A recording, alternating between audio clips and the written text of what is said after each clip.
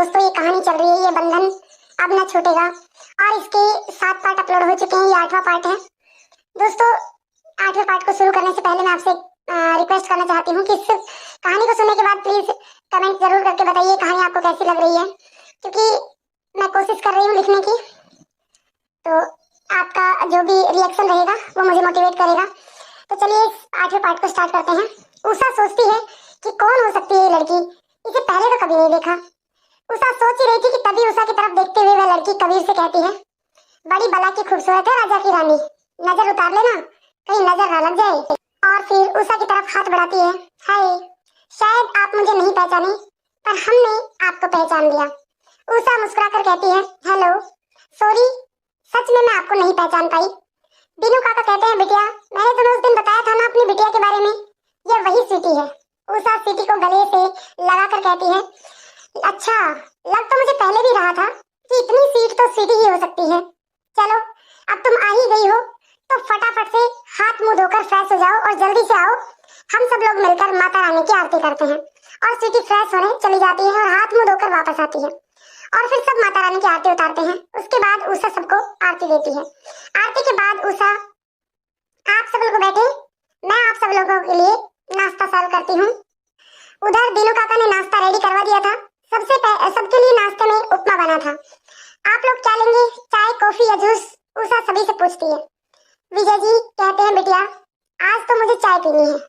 नहीं नहीं बापू, आपको चाय का मना किया हुआ है, आपको तो चाय नहीं जूस ही पीना पड़ेगा। दीनू काका, बिटिया मैं लेकर आता हूँ भाई जी के लिए जूस। नहीं काका, आप अपनी बेटी के साथ बैठकर नाश्ता कीजिए, आज मैं नाश्ता सर्व करती हूँ। अरे नहीं नहीं बिटिया, काका प्लीज मुझे करने दीजिए। एक तरफ आप मुझे बिटिया कहते हैं और दूसरी तरफ मेरी कोई भी बात नहीं मानते हैं। स्वीटी कहती है, हाँ काका आप बैठ जाइए, मैं और भाभी जी नाश्ता सर्व करते हैं। उषा, नहीं स्वीटी तुम अभी आई हो, थक गई होंगी, तुम भी बैठो, मैं नाश्ता लेकर आती हूँ। किस किस को चाय पीनी है और किस किस को कॉफी, जल्दी जल्दी बताओ। दीनू काका, बेटिया मैं तो चाय ही लूंगा। कबीर, मेरे लिए कॉफी। स्वीटी, भाभी प्लीज मेरे लिए भी कॉफी। उषा किचन में एक तरफ चाय चढ़ा देती है और दूसरी तरफ कॉफी बनाने लगती है। चाय कॉफी ट्रे में लेकर आती है तो दीनू काका को चाय, स्वीटी और कबीर को कॉफी पकड़ाकर एक जूस का गिलास बापू की तरफ बढ़ाती है और बापू का चेहरा लटका हुआ देखकर मुस्कुराते हुए चाय का कप उनके सामने रख देती है और कहती है, ये लीजिए आपके लिए कड़क अदरक वाली चाय।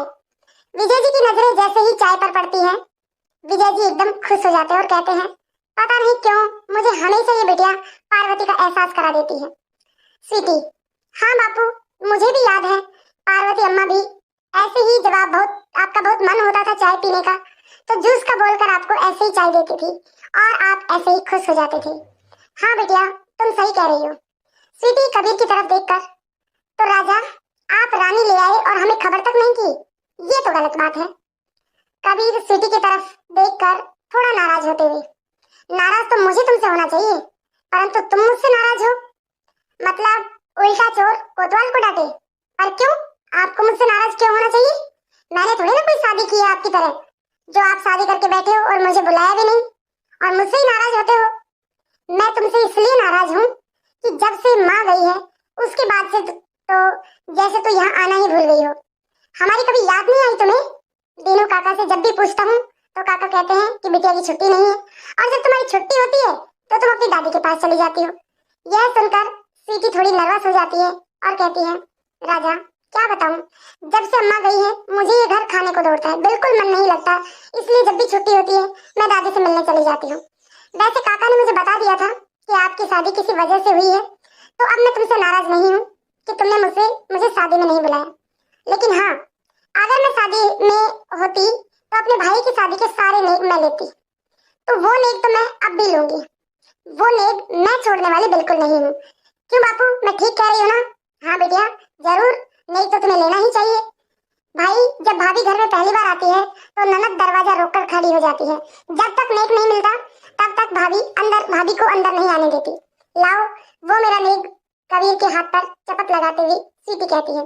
कबीर मुस्कुराकर, क्यों नहीं, जरूर मिलेगा, ये लो नेक में अपनी भाभी को ही ले जाओ। सोच लो भैया, मैं भाभी को ले तो जाऊंगी पर कहीं आपको दिक्कत ना हो जाए। ले जाओ, मुझे कोई दिक्कत नहीं होगी। तभी स्वीटी उठती है और कबीर की तरफ इशारा करते हुए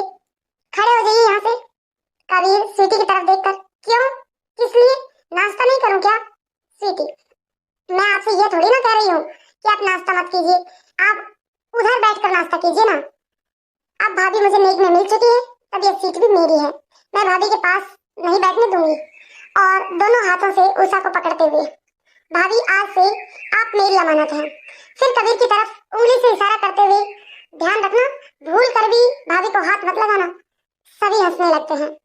स्वीटी उषा की तरफ देखते हुए, भाभी आपका नाश्ता कहाँ है? आप ओनली कॉफी लेंगे? स्वीटी, मैंने नवरात्रा का फास्ट रखा है और मैं 9 दिन का व्रत रख रही हूँ, इसलिए मैं 9 दिन तक खाना नहीं खाने वाली हूँ। ओह, तो ये बात है। आप पहले ही इतनी स्लिम है, फास्ट करके और स्लिम हो जाएंगी। नहीं स्वीटी, ऐसी बात नहीं है। मैं क्या है ना कि मैं शुरू से ही माता रानी के नवरात्रि के व्रत रखती आई हूँ। ओके, सभी नाश्ता करके अपने अपने काम के लिए निकल जाते हैं। कभी भी अपने किसी काम के लिए बाहर चला जाता है। तब उषा स्वीटी से कहती है, स्वीटी आप दीनू काका से बात कर लीजिए और हाँ, शाम को आप हमारे पास आना, हमें आपसे भी बहुत सारी बातें करनी है। आखिर आपसे दोस्ती भी तो करनी है। स्वीटी उषा को पीछे से हक करते हुए कहती है, भाभी हम आपसे दोस्ती करने के लिए ही तो यहाँ पर आए हैं, वरना जब से पार्वती अम्मा गई है तब से इस घर को देखने का भी हमारा मन नहीं करता था। जब भी हम यहाँ आने की सोचते तो हमारे दिमाग में एक ही चीज आती थी कि पार्वती माँ के बगैर हम कैसे रह सकते हैं। परंतु जब काका ने हमें आपके बारे में बताया कि आप भी पार्वती माँ से बिल्कुल मिलती जुलती हैं, तो हमने सोचा कि कोई बात नहीं, हम जरूर आकर आपसे मिलेंगे और हम आपसे मिलने के लिए चले आए। चलो ठीक है, अब तुम थक गई होंगी, पहले थोड़ा सा आराम कर लीजिए। सीधी अपने बाबा या यूं कहें दीनू काका को, काका और विजय जी को बापू कहती थी, क्योंकि वह कबीर से 4 से 5 साल छोटी थी और जो कबीर बोलता था बचपन में उसके साथ साथ दीनू काका को काका, पार्वती अम्मा को माँ और विजय जी को बापू ही कहकर बुलाने लग गई थी और यही उसकी हैबिट में आ गया था। दीनू काका और स्वीटी बैठ करके बातें करते हैं। दोपहर बाद शाम को स्वीटी उषा के रूम में आती है और दरवाजे को नॉक करती है। उषा कहती है, अंदर आ जाओ, दरवाजा खुला है। दरवाजा खोलकर स्वीटी अंदर आ जाती है। दोनों बैठ करके ढेर सारी बातें करते हैं। स्वीटी कहती है, भाभी तुम बहुत खूबसूरत लग रही हो, और दोनों बातें करती रहती हैं। उषा, स्वीटी तुम नवरात्रि में यहीं रुकना, हम बहुत मस्ती करेंगे, बहुत मजा आएगा। हाँ भाभी, मैं नवरात्रा में यहीं रुकने वाली हूँ। हम 9 दिन तक रात को माता रानी का जागरण रखेंगे। तभी उषा को याद आता है, क्या रे, मैं तो बापूजी को रात की जागरण की बात बताना ही भूल गई। मैं तुरंत उठकर विजय जी को फोन लगा देती है। विजय जी, हेलो बिटिया, बताओ क्या बात हुई? उषा, बापू मुझे आपसे कुछ जरूरी बात करनी है। हाँ बिटिया बोलो। बापू मैं चाहती हूँ कि हम 9 दिन तक माता का जागरण कर रहे हैं, तो आप जल्दी घर आ जाना। हाँ हाँ बिटिया। उषा कबीर को भी फोन करके रात की जागरण के बारे में बता देती है और फिर दीनू काका से जागरण की तैयारी करने को कह देती है। उषा और स्वीटी मिलकर माता जी का भोग तैयार करती हैं और दोनों मिलकर ही पूजा की तैयारी करती हैं। विजय जी और कबीर जल्दी घर आ जाते हैं और सभी माता जी की पूजा करते हैं। माता का जागरण शुरू हो जाता है, खूब मस्ती करते हैं। इसी तरह 9 दिन मौज मस्ती में निकल जाते हैं। नवरात्रा के उद्यापन का कार्यक्रम होता है और कन्याओं को भोजन करने के लिए बुलाया जाता है। उषा सभी कन्याओं को लाल चुनरी भेंट करती है। इस तरह मौज मस्ती से नवरात्रा खत्म हो जाते हैं। स्वीटी कहती है, राजा भैया कल दशहरा है, हम दशहरा मैदान में रावण दहन देखने जाएंगे।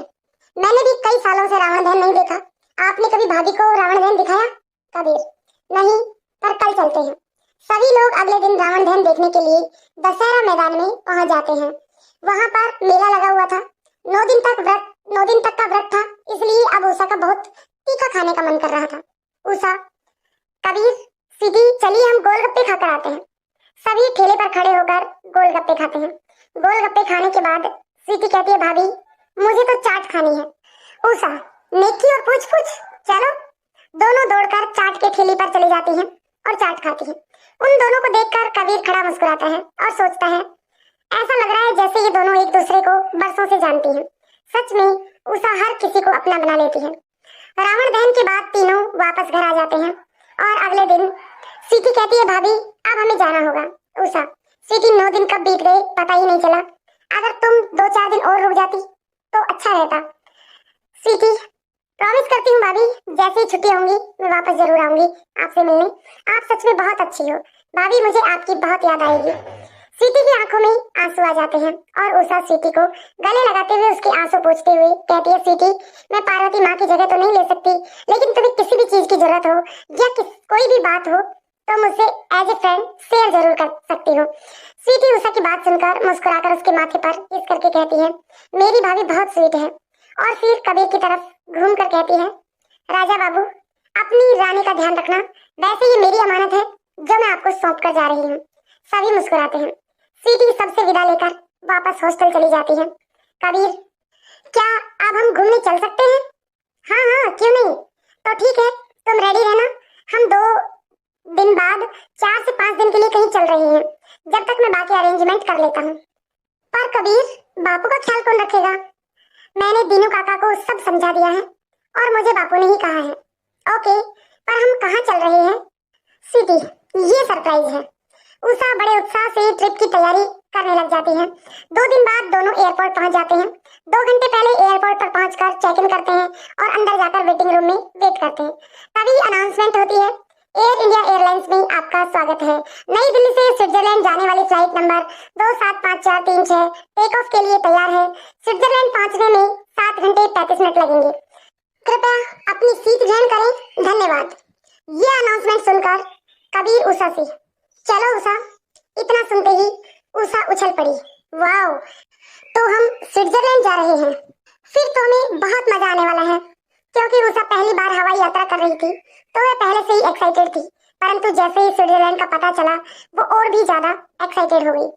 दोनों सारी फॉर्मेलिटीज पूरी करके अपनी सीट पर बैठ जाते हैं और एरोप्लेन टेक ऑफ करता है। तो दोस्तों, मिलते हैं नेक्स्ट वीडियो में स्विट्जरलैंड में।